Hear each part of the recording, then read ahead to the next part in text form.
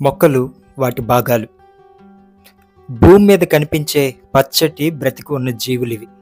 ఈరోజు వీడియోలో మొక్కల గురించి నేర్చుకుందాం.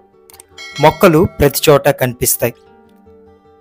అడవుల్లో, మీ ఇంటి ప్రక్కన, మీ దేశంలో, కొండలపైన, పొలాలలో, మీ స్కూళ్ళలో, అంతేకాక మీరు నడుస్తున్న ప్రాంతాల్లో, ఆడుకునే ప్రదేశాల్లో, మీ ఇంట్లో ఉన్న ఫ్లవర్ వాజుల్లో, జంతువులు నివసించే ప్రాంతాల్లో కూడా ఈ మొక్కలే కనిపిస్తాయి.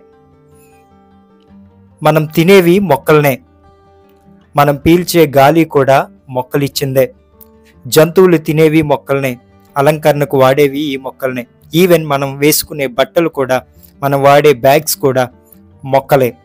లోపల, బయట, బిల్డింగ్స్ పైన, చదునుగా కనిపించే ప్రాంతాల్లో ప్రతి చోట కనిపిస్తాయి. మీరు తినే యాపిల్స్ కావచ్చు, అలాగే మీరు తినే బ్రెడ్స్ కావచ్చు, మీరు తినే ఫాస్ట్ ఫుడ్స్ కావచ్చు, మీరు త్రాగే జ్యూసెస్ కావచ్చు, మీరు తినే చిప్స్ కావచ్చు, మీరు తినే కుకీస్ కావచ్చు. ఇలా మనం తినే త్రాగేవి ప్రతిదీ ఈ మొక్కల నుండి వచ్చినవే. ఈ మొక్కలు లేకుండా జంతువులు, మనుష్యులుగా మన మనుగడ కూడా చాలా కష్టం, అసాధ్యం కూడా. కాబట్టి ఈ మొక్కల యొక్క బేసిక్స్ ని ఈరోజు మనం నేర్చుకుందాం. ఎగ్జాక్ట్ గా మొక్కలు అంటే ఏమిటి, అవి ఏం చేస్తాయి, అవి వేటితో తయారవుతాయో చూద్దాం. మొక్కలు అనేవి నీలాగా నాలాగా ప్రాణం కలిగి ఉన్న జీవులు. అవి బ్రతకటానికి నీరు, గాలి, సూర్యకాంతి, పోషకాలు అవసరం. మొక్కలు కూడా మిగతా జీవుల్లాగా ప్రత్యుత్పత్తిని జరుపుకుంటాయి. ప్రతి మొక్క ప్రయాణం కూడా విత్తనం నుండి ప్రారంభమవుతుంది. ఇది మనుష్యులకు లేదా జంతువుల యొక్క పనుల ద్వారా జరుగుతుంది. విత్తనం భూమిలో వేశాక ఆ మట్టిలో ఉండే నీరు, పోషకాలను ఆధారంగా చేసుకొని పెరుగుతాయి. అప్పటితో మొక్క యొక్క జీవితం ప్రారంభమవుతుంది. విత్తనం పగిలిన తరువాత కాండం అనేది సూర్యకాంతిని ఆధారంగా చేసుకొని పైకి పెరుగుతుంది.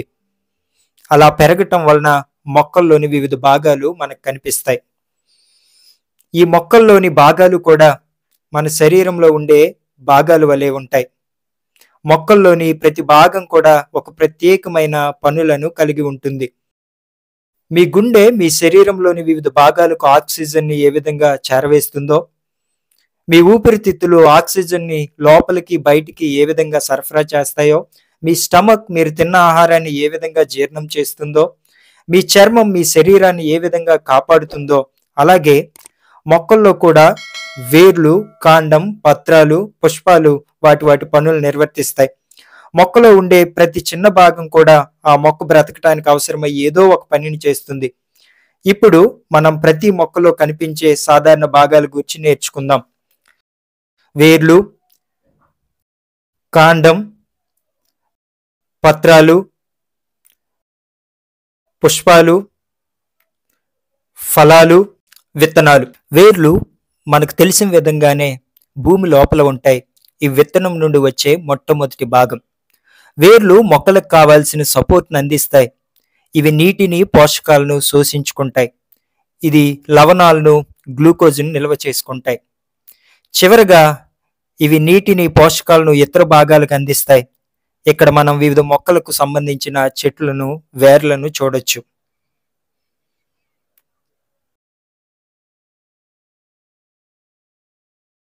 ఇప్పుడు కాండం గురించి నేర్చుకుందాం. కాండం అనేది నీటిని వేర్ల నుండి స్వీకరించే ఒక ప్రత్యేకమైన భాగం. ఇది నీటిని ఒక ప్రాంతం నుండి వేరొక ప్రాంతాలకు చేరవేస్తుంది. అలా మొక్క క్రింద నుంచి పైన చిగుర్ల వరకు పోషకాలను, నీటిని వ్యాప్తి చేస్తుంది. మొక్క సూర్యకాంతికి అనుగుణంగా పెరగటానికి కూడా కాండం సహకరిస్తుంది.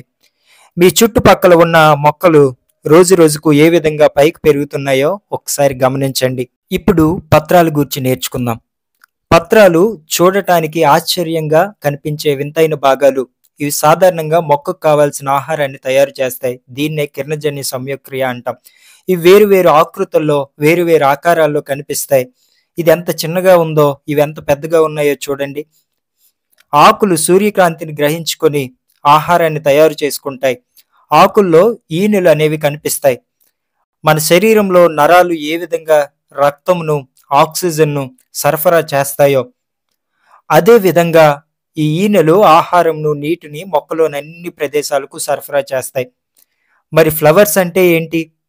చూడటానికి అందంగా ఉంటూ వేరువేరు వాసనలు వెదజల్లే కీటకాలను ఆకర్షించే భాగాలు. అవేం చేస్తాయి? పుష్పాలు విత్తనాలను తయారు చేసే ప్రత్యేకమైన భాగాలు. అవి ప్రత్యుత్పత్తికి ఉపయోగపడతాయి. కొన్నిసార్లు కూరగాయలు, పండ్లుగా కూడా మారుతాయి. ఈ వేరువేరు రంగుల్లో ఉండటం వలన కీటకాలు ఆకర్షింపబడతాయి. పుష్పం క్రింది భాగంలో ఆకుపచ్చ రంగులో కనిపించే పత్రాలనే మనం రక్షక పత్రాలు అంటారు. మరి ఫలాలు అంటే ఏమిటి? ఇవి మొక్కల నుండి వస్తాయి అని అందరికీ తెలిసిందే. కానీ ఎందుకు? రుచి మరియు పోషకాలను జంతువులకు అందించడానికా? అవును, ఎందుకంటే ఫలాలు విత్తనాలను కలిగి ఉంటాయి. జంతువులు ఫలాలు తిని ఆ విత్తనాలను విసర్జించిన తరువాత ఆ విత్తనాలు కొత్త మొక్కలుగా పొదుగుతాయి. తద్వారా కొత్త మొక్కలు ఏర్పడతాయి. ఫలాలు కూరగాయల్లో కూడా ఉపయోగపడతాయి. చివరిగా ఫలాలు ద్వారా విత్తనాలు పొందుకుంటాం. ఈ విత్తనాలు క్రొత్త మొక్కలు ఏర్పడటానికి కావలసిన జీవంను కలిగి ఉంటాయి. డిఎన్ఏ రూపంలో అవి విత్తనంలో దాచబడుతుంది. విత్తనం బయట పొరతో భద్రపరచబడి ఉంటుంది. విత్తనాలు గాలి, జంతువులు, నీటి ద్వారా వేరువేరు ప్రాంతాలకు తరలించబడతాయి. ఇప్పుడు తెలుసుకున్న దాని ప్రకారం మొక్కల్లోని ప్రతి భాగం ప్రత్యేకమైన బాధ్యతలను నిర్వర్తిస్తుంది. అన్ని భాగాలు సరిగ్గా పనిచేస్తేనే మొక్క జీవనం సాగించగలుగుతుంది. కాబట్టి ఇక నుండి మొక్కలను జాగ్రత్తగా చూసుకోండి. నీరు వేయండి. కావలసిన పోషకాలను అందించండి.